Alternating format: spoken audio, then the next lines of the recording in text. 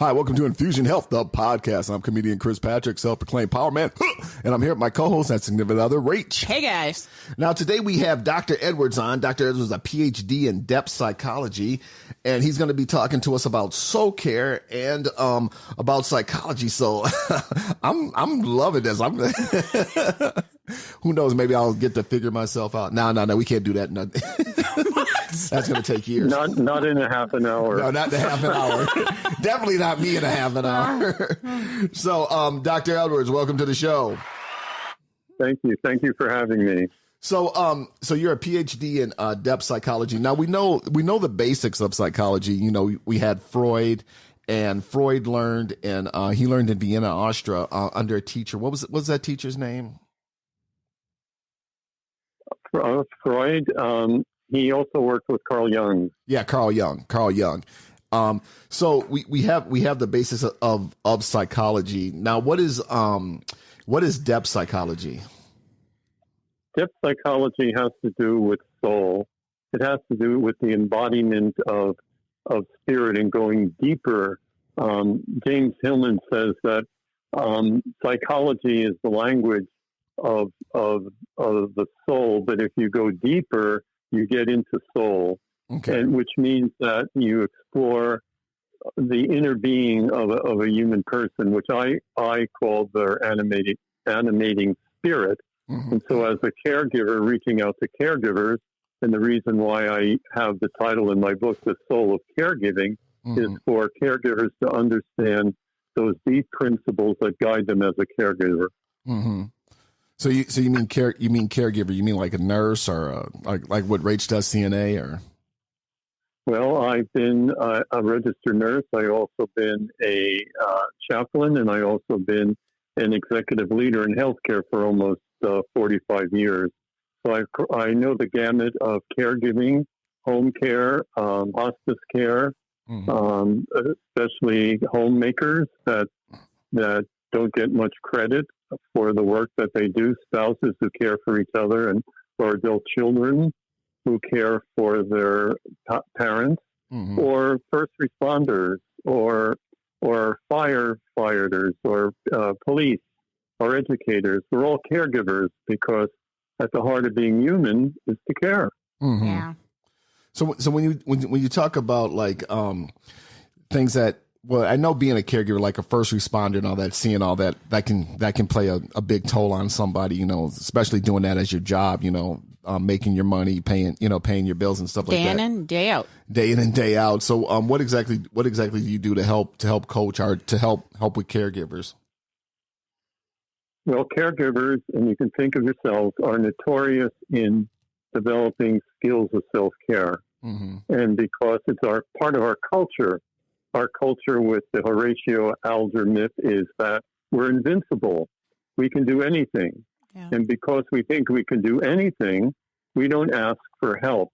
Mm-hmm. Because asking for help is a sign of weakness. Mm-hmm. And that's cross-cultural, anti-cultural in our present culture. So I focus on three particular taboos that we as caregivers experience that prevent us from self-care. Okay. And I can mention them if you wish. Oh, yeah, Absolutely. definitely. Well, the first one is to acknowledge that, geez, something is wrong. There's something in me that isn't right. And most caregivers can have a sense of that. They sense that there's something, just not right, or I would say not kosher. And so they try to stuff that awareness. So that's the first taboo, is to acknowledge you need help. Yeah. The second is you learn not to trust. You don't trust what's going on in yourself, and you don't trust what's going on in others or your teammates or your family, or you think your family can't help you with what you're experiencing because you don't want to burden them. And so you isolate yourself more, which only estranges you from your family and friends. Mm-hmm. And the third taboo is not to show your feelings. You know, emotions are a sign of weakness. big boys don't cry and big girls are too emotional. Mm-hmm. So we both learn, men and women learn not to be in contact with their emotions. And until one day we blow up like a bomb because of the particular situations that we experience. All of us experience normal experiences to traumatic events. And so it's normal to experience a tragedy.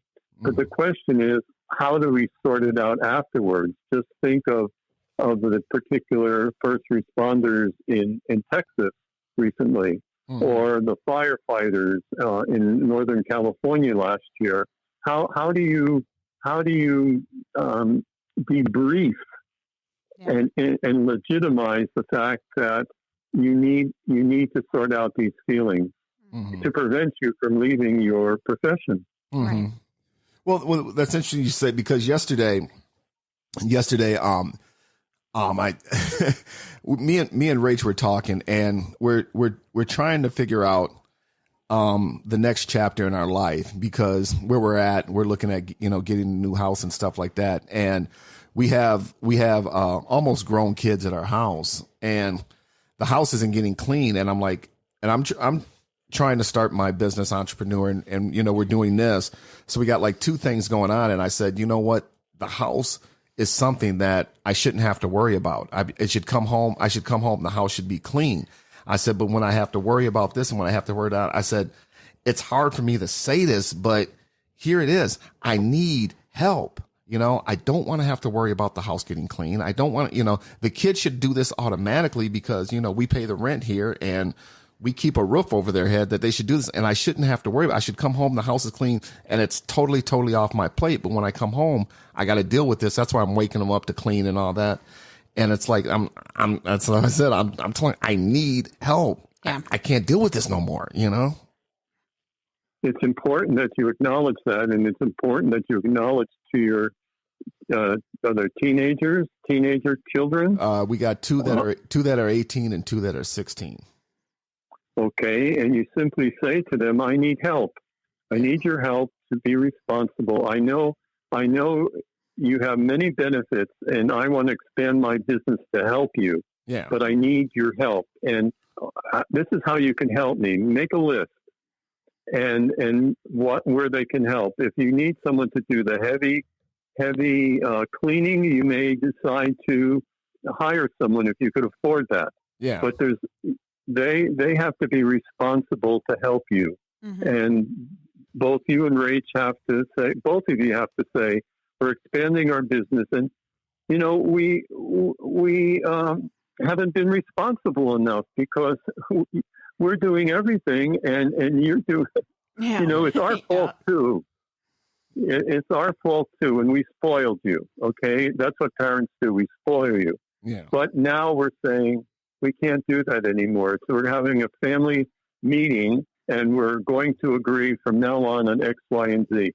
So if there's 4 living there, you can rotate. Someone takes out the garbage, someone vacuums, someone does the laundry. I mean, you could alternate different responsibilities during the week. And you just have to have a family conference and say, this is the way it's going to be from now on. And that's the thing.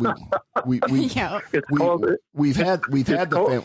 I'm kind of like the people going to the politicians right now after the Texas thing is like, we want results. We don't want thoughts and prayers anymore. We want results. We want change to happen. And that's kind of my thing. Exactly. We've had the family meetings. We have this, and it's like, listen, I'm tired of talking about it. I want stuff done, and I come home. Well, that's not my chore. I don't care whose chore it is. Get it done. You see that the kitchen's dirty. Step up. So I don't care. Step up. Get it done. Well, they're playing against each other. Yeah. Yeah. And so you have to say, well, it's his job or her job or whatever. And you say, I'm tired of that. These are the rules from now on. Oh, and then you say, well, you want extra cash for going out, or you want this ride? I can't do that because you're not responsible. Yeah. Right. Yeah. And it's gotten to the point to where I'm like real close to like, hey, listen, if you guys don't want to do this, then find another place to live, bye. Yeah. but it's And he has no problems with them living in the house. He lived in his parents' house until well over 30. But his problem is that his level of clean, he's a janitorial in a school. He sees filth. He just sees it.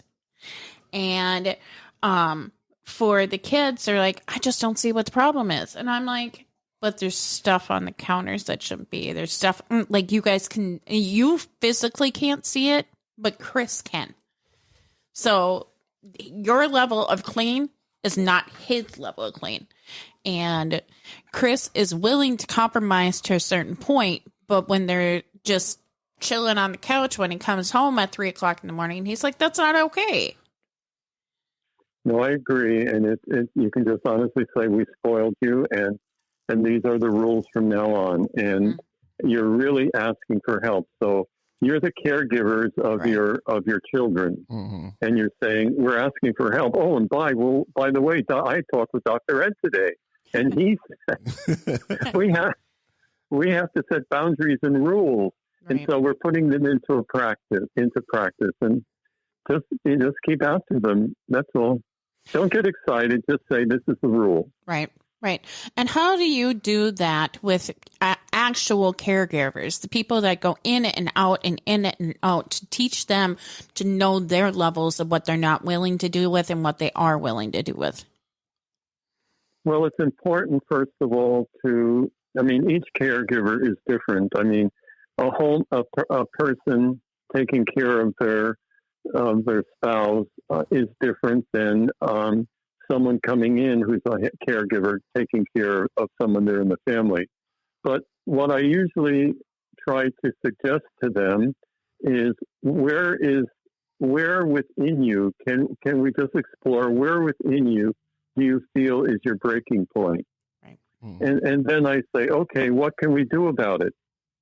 I had a client who was taking care of her father at her home, who had Alzheimer's. And she said, I'm exhausted. I'm really exhausted. And I said, is there anyone that could help you?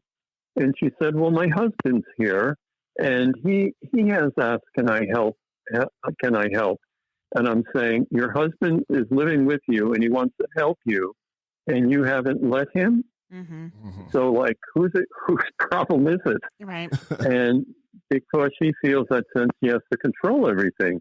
But her husband said, I could help. You can go out and do X, Y, and Z. You can do different chores or different examples of self-care, like going to the beauty parlor or getting your nails done or something. You could do that. I'll be here. Right. Well, it's a whole new awareness of educating, because if the caregiver doesn't take care of his or herself, then she's going to get sick, and then who's going to take care of the person they need to take care of? Right. Yeah. So it's one of those things where, like you said, you got to be able to relinquish some of that control and not be control of everything. Where you got to open up and say, hey, listen, you can take care of this. You can take care of this. I'll do this. I'll do that. I'm an example of someone that went through major burnout, and it was only because something within me said I needed help, and I consider that a special blessing. But I reached out to this wonderful counselor, and he helped me over a year to get through the burnout that I was experiencing. Sure. And I wrote about that in my book. But my point is that you can overcome compassion fatigue and burnout. Now, our culture is confused, because compassion fatigue is doing something you like and you're just exhausted. And it's an occupational hazard of all caregivers, because they care and they really want to reach out, but they get exhausted. And so they need help. Yep. Burnout is working in an organization where you're not accepted for who you are as a person. Your gifts and talents are not accepted, and so you're beating your head against the wall, and the organization doesn't recognize you. Sure. I was in that particular situation, and I had to leave it to survive because I was just going downhill, very quickly. So there's those two different types of compassion fatigue and burnout. And at the other hand, working slowly and overcoming the resistance to self-care is what the real task is today. Mm-hmm. There's a saying among caregivers, "How are you?" And they'll say, "Fine." Right. Well, I don't know if you've heard this before. F means F up, I means insecure, N means needy, and E means emotional. But I'm letting you know I'm just fine. Mm-hmm. But they're really not fine. But they don't know how to turn the paradigm around. What ain't that something like you said, like you're in a job that you weren't getting your worth, or they weren't recognizing what you could do. Ain't that a thing too of like, hey, you know what? Maybe if I found a new job or opened up a new challenge in my life, that I could finally be appreciated or go somewhere else where I'm appreciated, where I can thrive, where I can go forward.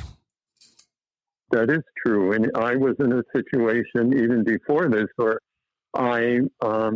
there's a codependency involved. I wanted to be loyal to the staff, but being loyal to the staff wasn't helping Edward.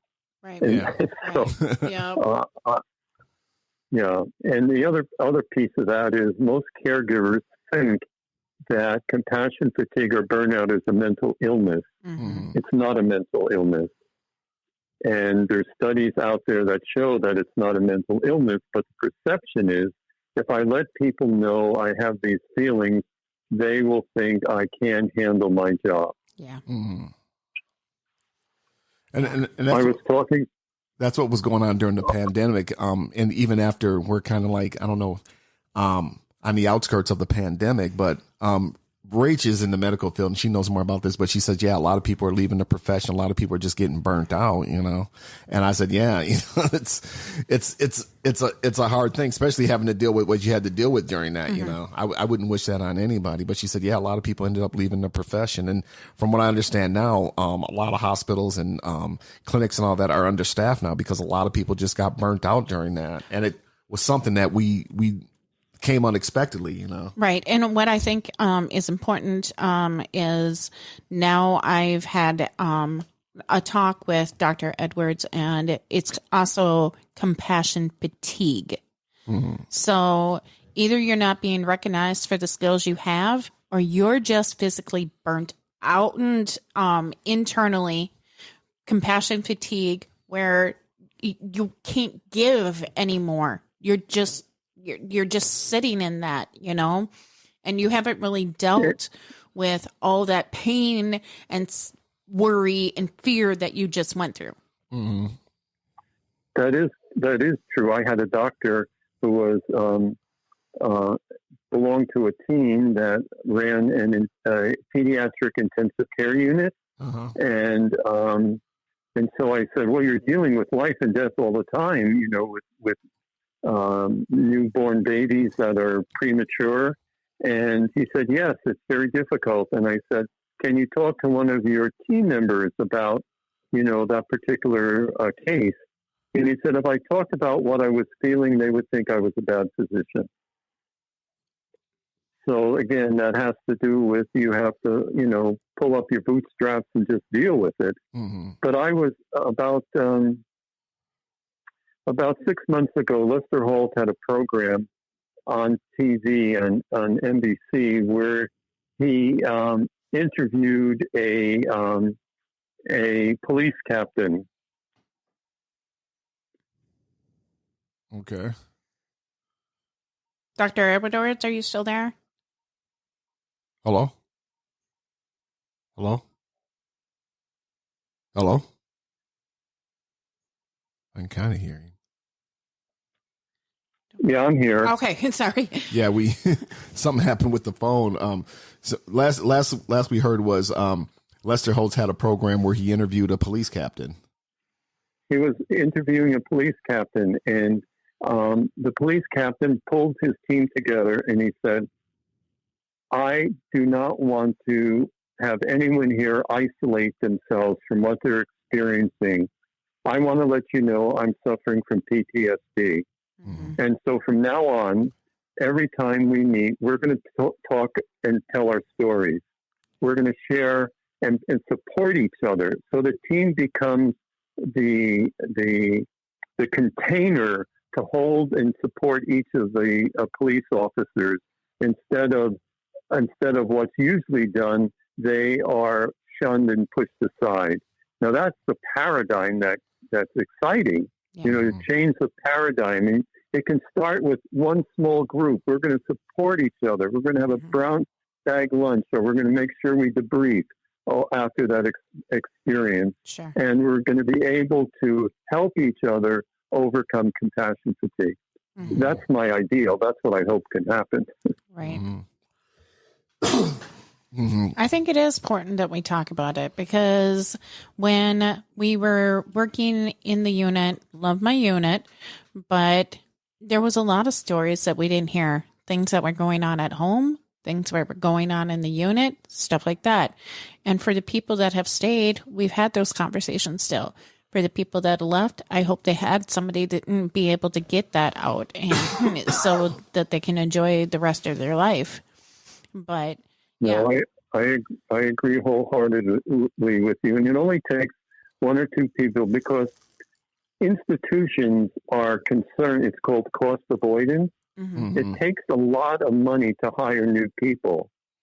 And if they can use a fraction of that money to support their employees with certain types of debriefing and coaching and counseling. I also do coaching to help a person overcome those issues.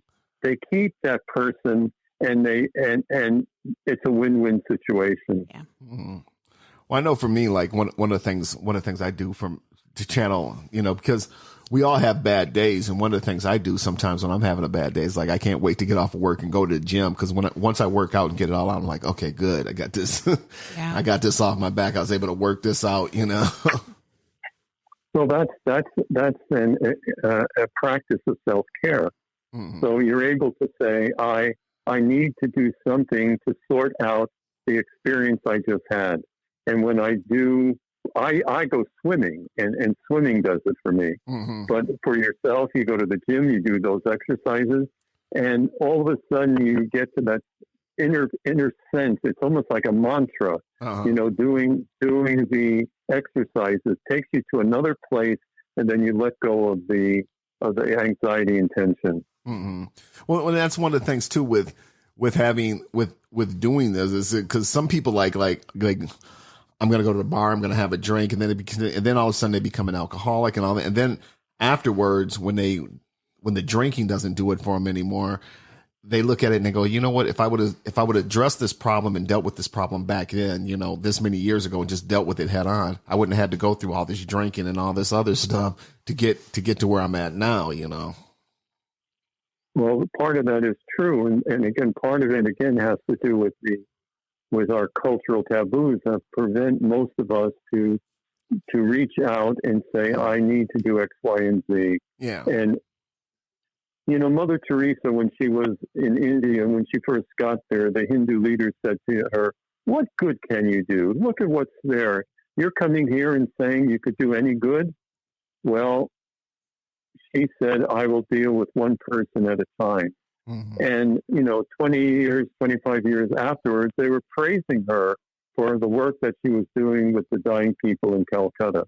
Mm-hmm. So, you know, you start with one person. You start, this is what I believe in. And then you get others, and you form a network. And then, you know, it just continues. Mm-hmm. Absolutely. And that's the thing too, is just when you like you said, when you open up and just, you know, say, hey, I need help. Like like the other day when I talked to Rach, I was like, I said, listen, seriously, I'm like on my knees, like saying I need help. Okay. Yeah. This stuff needs to get done. I need help. I'm begging, like, seriously, I need help. Yeah. Or Rachel, you know, at work, you know, she's probably had companions that were at the verge of breaking down, and just a gentle touch, say, I'm with you. Come on, let's go talk about it. Mm-hmm. It can help. Mm-hmm. Absolutely. Mm-hmm. And that's the thing too, is getting results, or trying to move forward and saying, hey, sometimes you may have to take some time off from that job if you can, but when you have the pressures of, paying your mortgage and, paying your car payments and all that, then you're like, well, I need to do this for this. And unfortunately, there's not enough time to where they can still pay you at work and say, hey, you can take your vacation, or you can take this, or, hey, just take a couple of days off, with pay, well, you could take a couple of days off, but you got to use this time or this, I thought it was funny the other day. I was at work and one of my coworkers is like, well, when you work overtime. And I'm like, I never work overtime. I never choose to work overtime anymore. In other jobs, I had gotten so burnt out and compassion fatigue that, from all the hours that I was working, couldn't enjoy my life outside of work because I was working all the time. And we just went through a pandemic. I didn't want to hate my new job that I absolutely love. So I'm like, nope, I don't work overtime. What are you talking about? No, again, that's another boundary of self-care. And it took you, it took you the experience of knowing what it was like working overtime to say, no, I'm not going to do that anymore. Yeah. Mm-hmm. And, and during the pandemic, several doctors and nurses and healthcare professionals broke the silence. They went out and talked about, they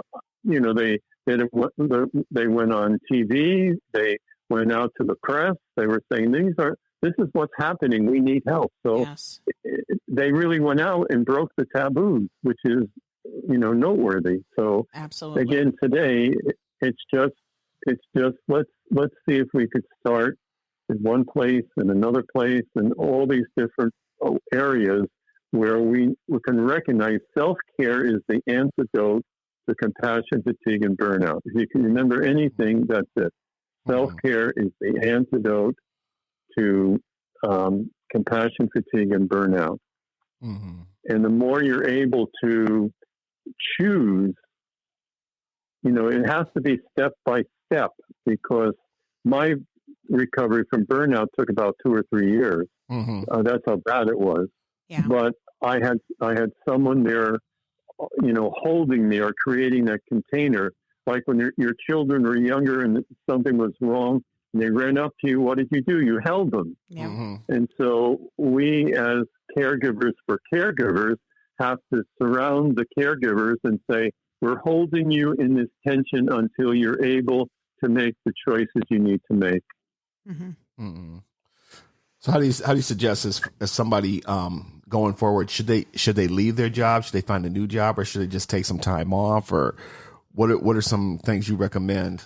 Definitely conversation, like he has been saying. Yeah. Conversation. I'll open it up. Talk to somebody. Yeah. Yeah, it's very individual. I knew in both situations I was in, I should have left earlier. Mm-hmm. Mm-hmm. So it's taught me, because I've been very codependent. It taught me that's what that was about. Sure. But, some people have to take a risk. You don't let your employer know you're moving to somewhere else. There may be another unit you could work at where you're appreciated. Yeah.